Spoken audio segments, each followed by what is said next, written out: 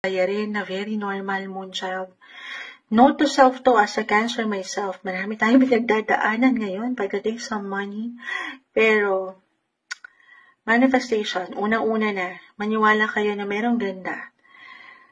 Merong ganda, kahit pa sa mga pagkakataon na ganito, no, na parang hindi nyo nakikitaan ng walang ka-impress-impress, the Empress, sa galawan ng kaperahan. Pero, claim na natin to, again, positive, dapat tayo. Manifestation, eto na yun eh. Yung resulta, namumunga kayo, namumunga ang isang Cancer, September. Kaya naman minsan, iba-iba tayo dyan. Patuloy nyo lang diligan. Wow, may pagdilig. Patuloy nyo lang diligan, okay? Yung bawat halaman, yung bawat plano, bawat proyekto, bawat ginagawa nyo, diligan ng alin?